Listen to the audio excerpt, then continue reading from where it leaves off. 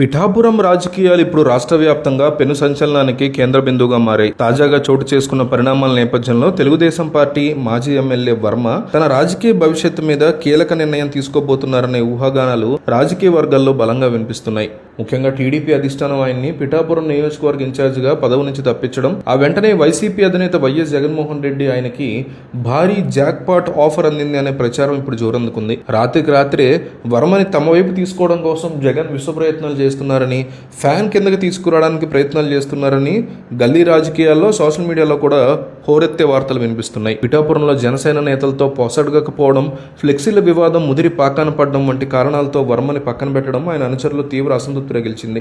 ఇదే తరుణాన్ని అదనగా చూసుకుని వైసీపీ వ్యూహాత్మక పావులు కలుపుతోందని అనుకూల మీడియాలో అంటున్నారు. వర్మ వంటి బలమైన నేతని తమ వైపు తిప్పుకుంటే పిఠాపురంలో కూటమికి గట్టి షాక్ ఇవ్వొచ్చని జగన్ భావిస్తున్నట్టు గుసగుసలు వినిపిస్తున్నాయి. కేవలం పార్టీలోకి ఆహ్వానించడమే కాకుండా భవిష్యత్తులో ఆయనకి సముచిత స్థానం కల్పిస్తామనే హామీతో పాటు ఇక తిరుగులేని ఆఫర్ని కూడా జగన్ సిద్ధం చేశారనే ఆరోపణలు వినిపిస్తున్నాయి.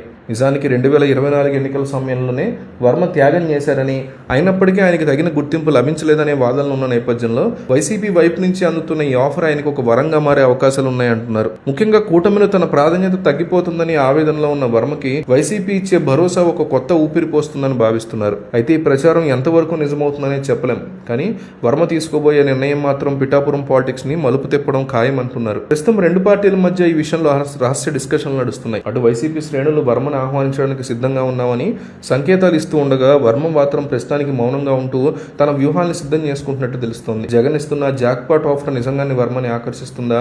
ఆయన టీడీపీకి హ్యాండ్ ఇచ్చి వైసీపీ కండువాకు అప్పుకుంటారా అనేది తెలియాలంటే మరికొద్ది రోజులు వేచి చూడాల్సిందే. ఏదేమైనా పిఠాపురం రాజకీయం మాత్రం ఇప్పుడు వర్మ వర్సెస్ కూటమి అన్నట్టుగా మారిపోయిందని రాజకీయ విశ్లేషకులు అభిప్రాయపడుతున్నారు.